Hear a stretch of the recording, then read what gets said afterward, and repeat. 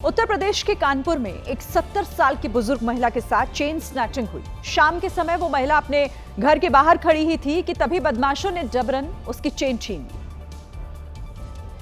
महिला अपने घर के बाहर खड़े कुत्तों को खाना खिला रही थी, तभी एक बदमाश आया और उसने महिला को गर्दन से पकड़कर दबोचने की कोशिश की। 70 साल की बुजुर्ग महिला ज्यादा देर तक उनके आगे टिक नहीं पाई। कुछ सेकंड्स में ही बदमाश उसे जमीन पर गिराकर सोने की चेन लेकर फरार हो गए। हालांकि पुलिस ने मामले से जुड़े आरोपियों को पकड़ लिया है।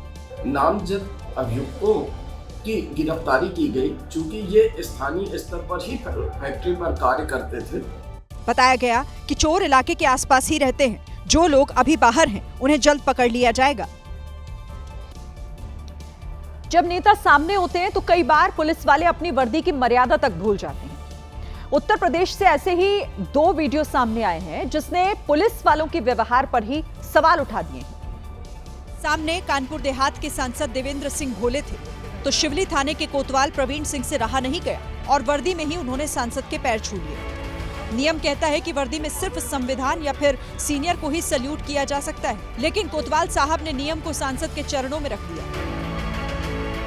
इससे पहले एक तस्वीर बलिया से आई थी जहां एक वर्दीधारी दारोगा ने समाजवादी पार्टी के सांसद सनातन पांडे के पैर छुए।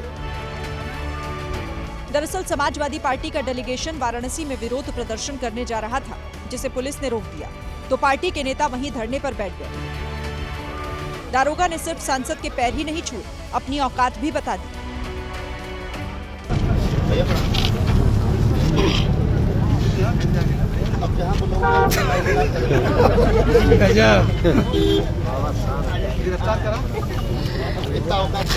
पैर छूने वाले पुलिस वाले का नाम संजय मिश्रा है, जो नगरा थाने में इंस्पेक्टर के पद पर तैनात है। मध्य प्रदेश में सरकारी स्कूलों के लिए करोड़ों का बजट है, लेकिन बावजूद इसके मैहर में गणतंत्र दिवस के दिन बच्चों को किताब और फटे पन्नों में मिड डे मील परोसा गया। बच्चे जो घर से सोचकर आए थे कि 26 जनवरी के दिन उन्हें स्कूल की तरफ से कुछ स्पेशल मिलेगा, उन बच्चों को स्कूल के प्रबंधन ने पुरानी कॉपियां और किताबों के फटे पन्नों पर रखकर हलवा पूड़ी खिलाया। सवाल ये कि क्या मैहर के शासकीय हाई स्कूल भटिंगवा में बच्चों को मिड डे मील खिलाने के लिए पेपर के बर्तन तक नहीं थे? वीडियो वायरल होने लगा तो स्कूल के प्रभारी को सस्पेंड करने का प्रस्ताव भेजा गया। जो वहाँ के प्राचार्य हैं, उनके विरुद्ध मैंने निलंबन की कार्रवाई का प्रस्ताव कलेक्टर मैहर को भेजा है। कलेक्टर ने इस लापरवाही पर जिम्मेदार अधिकारियों को कारण बताओ नोटिस जारी किया है। बिहार के हाजीपुर में मूर्ति विसर्जन के दौरान हिंसा भड़क गई। मस्जिद के पास 2 गुटों के बीच तनाव पैदा हो गया और दोनों तरफ से पत्थर चलने लगे।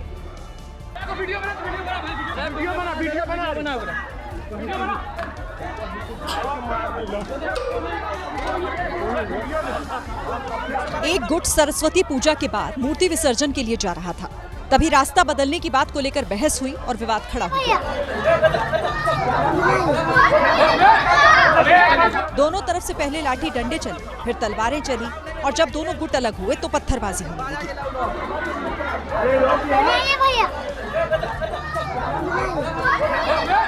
इस हिंसा में कई लोग घायल हुए, जिन्हें अस्पताल में एडमिट कराया गया। वहीं पुलिस ने 7 नामजद और 10 अज्ञात के खिलाफ मुकदमा दर्ज किया है।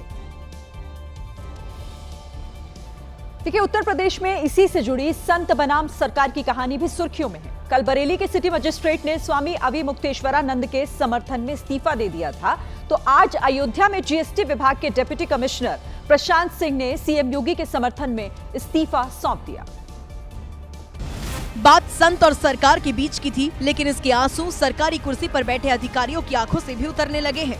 प्रशांत सिंह फोन पर पत्नी से बात करते हुए भावुक हो गए, आंखों से चश्मा हटाया, आंसू पोंछे और फिर दिल की बात कह दी। हाँ, मैंने इस्तीफा दे दिया है। हाँ, मुझे बर्दाश्त नहीं हुआ, मुझे बर्दाश्त नहीं हुआ।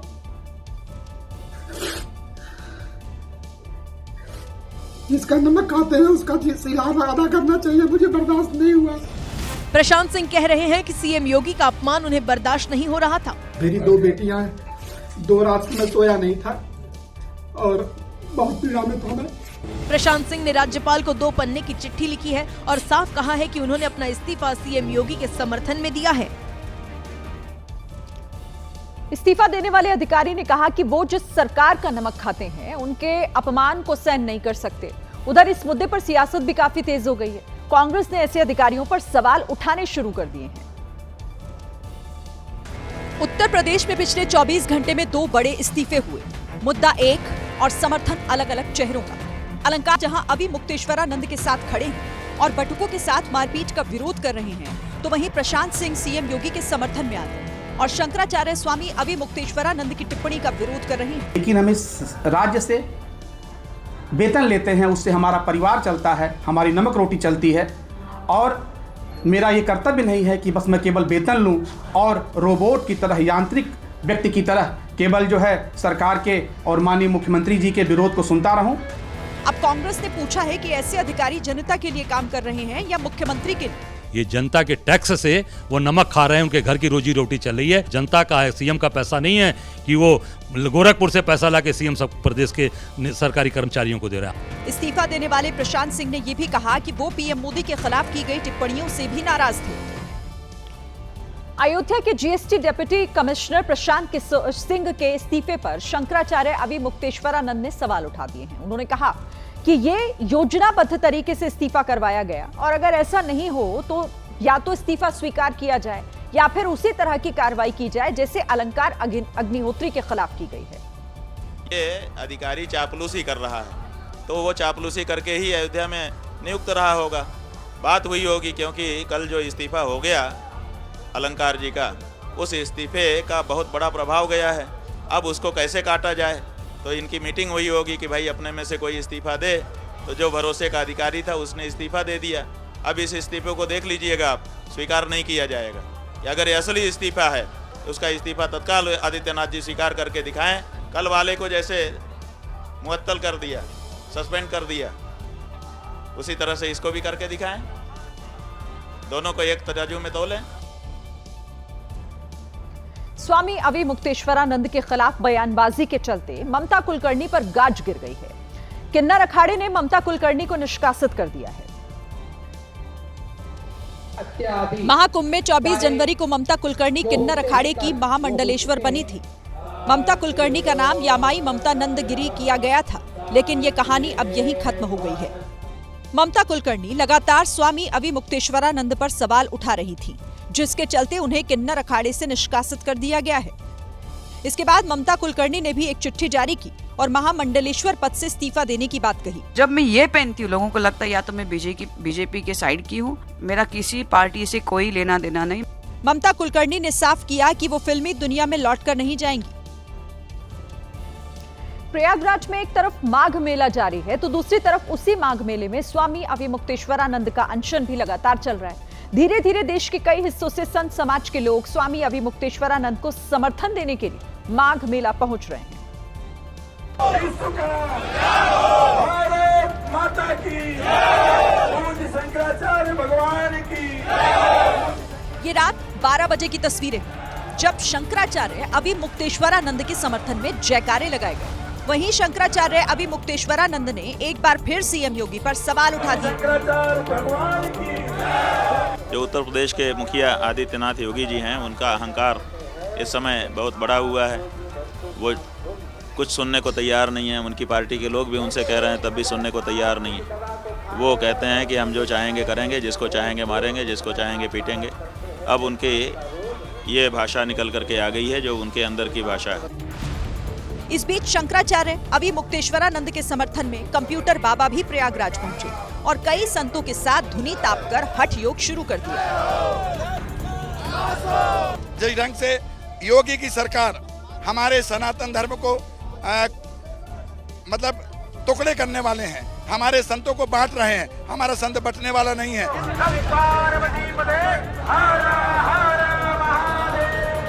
माघ मेले में स्वामी अभी मुक्तेश्वरानंद सरस्वती को अनशन करते हुए 10 दिन बीत चुके हैं, लेकिन अभी तक इस विवाद का कोई समाधान नहीं निकल पाया है।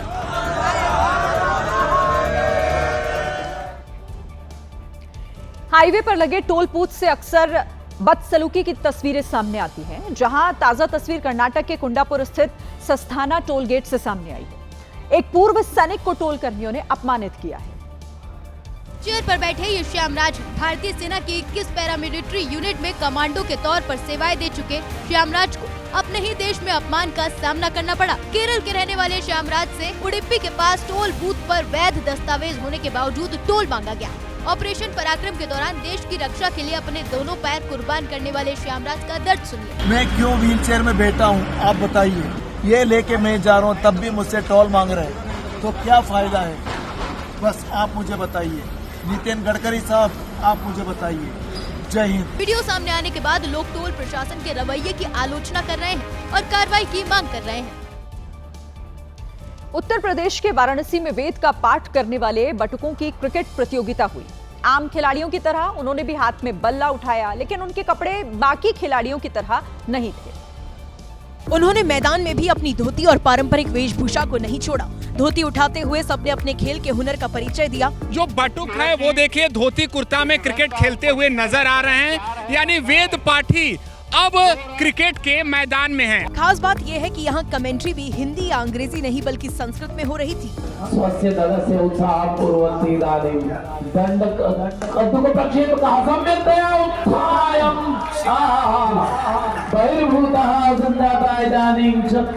बताया गया कि बनारस में 15 साल से ये क्रिकेट टूर्नामेंट हो रहा है, जिसमें शिखा और जनेऊ के साथ धोती कुर्ता पहनकर खिलाड़ी उतरते हैं। कल से बजट सत्र की शुरुआत हो रही है और 1 फरवरी को देश का बजट पेश किया जाएगा। उससे पहले आज सर्वदलीय मीटिंग बुलाई गई, जिसमें विपक्ष ने इशारा कर दिया कि इस बार भी वो कई मुद्दों को लेकर सरकार को घेरने के लिए तैयार है। संसद के बजट सत्र से पहले हुई सर्वदलीय बैठक में सत्ता पक्ष और विपक्ष के बीच भारी खींचतान देखने को मिली। विपक्षी नेताओं ने सरकार पर विधायी कार्यों को छिपाने और महत्वपूर्ण मुद्दों पर चर्चा न कराने का गंभीर आरोप लगाया। बैठक में विपक्षी सांसदों ने विदेशी नीति से लेकर मनरेगा और ओडिशा के किसानों के मुद्दों पर सरकार को घेरने की रणनीति तैयार की है। महत्वपूर्ण सत्र होता है, देश के सामने जो गंभीर समस्याएं हैं संपूर्ण विपक्ष उसको उठाएगा।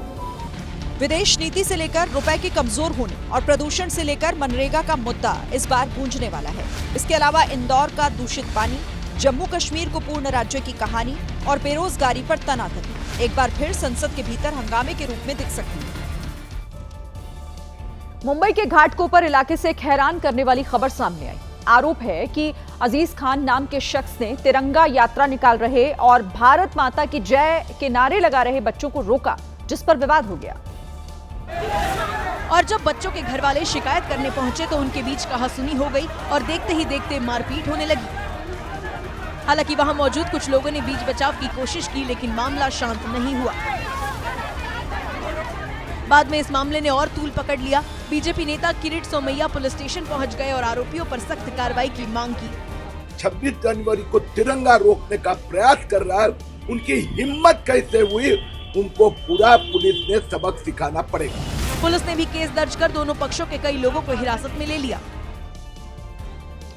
समाजवादी पार्टी के अध्यक्ष अखिलेश यादव पश्चिम बंगाल पहुंचे। यहां उन्होंने सीएम ममता बनर्जी से मुलाकात की और बीजेपी पर हमलावर हुए। ममता बनर्जी से मुलाकात के बाद दोनों नेताओं ने ज्वाइंट प्रेस कॉन्फ्रेंस की और यहीं पर एसआईआर का जिक्र करते हुए अखिलेश यादव ने बीजेपी पर हमला किया। कई लोगों को नागरिकता साबित करनी पड़ी। अभी तक तुम वोट चोरी की बात कर रहे थे, लेकिन मैं बधाई देना चाहता हूं दीदी को कि जिन्होंने डिजिटल डकैती को बचा लिया। सोचिए, डिजिटल डकैती की उन्होंने, वो क्या हासिल करना चाहते थे? आपकी जो डेटा है उसको हासिल करना चाहते थे। अखिलेश यादव ने कहा कि पूरे देश में बीजेपी से अगर कोई मुकाबला कर रहा है तो वो ममता बनर्जी हैं। अखिलेश यादव ने कहा कि दीदी ने ईडी को हरा दिया, अब बीजेपी को हराने की बारी है। गूगल मैप्स पर अंधा भरोसा करना एक और परिवार को भारी पड़ गया।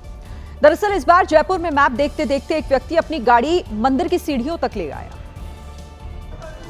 गूगल के बताए रास्ते पर चलते चलते कार जयपुर के बिरला मंदिर की सीढ़ियों पर उतर गई। गाइस देखिए गूगल मैप देखने का नतीजा, इसलिए कहता हूँ गूगल मैप पे कम भरोसा करिए। कार चलाने वाला व्यक्ति मंदिर के गेट के अंदर एंट्री कर चुका था, फिर भी उसने गूगल मैप ऑन रखा। मैप देखते देखते उसने अपनी गाड़ी मंदिर की सीढ़ियों पर चढ़ा दी। अंदर परिवार बैठा था और वो गाड़ी मंदिर की 8 से 10 सीढ़ियां नीचे उतर चुकी थी। किस्मत से गाड़ी का बेस सीढ़ियों पर अटका और लोगों की जान बच गई। पुलिस के आने के बाद 2 घंटे की मेहनत से गाड़ी को बाहर निकाला गया।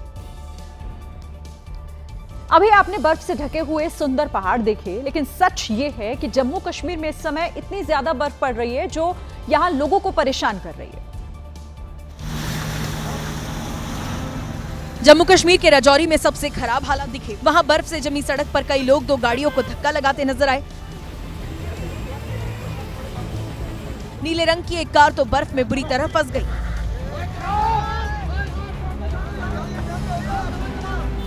हालात ऐसे थे कि पर्यटक गाड़ियों को निकालने में एक दूसरे की मदद करते रहे, लेकिन कोशिशें नाकाम रही।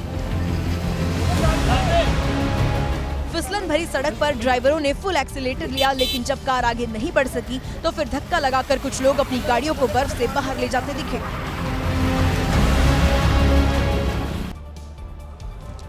जम्मू कश्मीर जब भी पर्यटक जाते हैं तो वो श्रीनगर में जरूर घूमते हैं, लेकिन इन दिनों जो पर्यटक श्रीनगर में फंसे हुए हैं उन्हें ज्यादातर समय या तो होटल्स में बिताना पड़ रहा है या फिर ट्रैफिक जाम के बीच। क्योंकि श्रीनगर में भी इतनी ज्यादा बर्फबारी हो रही है कि रास्ते बंद है। मुसीबत का अंदाजा इस तस्वीर को देखकर ही लगाया जा सकता है कि कार मालिक शाम को अपनी कार को पार्क करके गया था, लेकिन अब कार के चारों तरफ बर्फ जम चुकी है। स्नोफॉल तो इतने भयानक तरीके से हो रही है कि बिना छाता के निकलना ही मुमकिन नहीं है।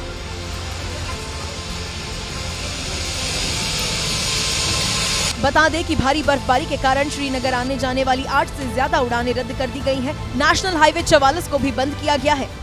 बर्फबारी के साथ ही जो दिक्कतें हैं वो भी पड़नी शुरू हो गई हैं। जम्मू श्रीनगर राष्ट्रीय राजमार्ग को एक बार फिर से यातायात के लिए बंद कर दिया गया है, जबकि हवाई सेवाएं भी बाधित हो गई है।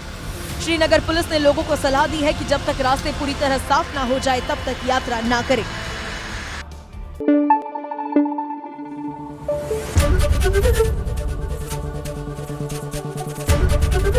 ABP न्यूज आपको रखे आगे।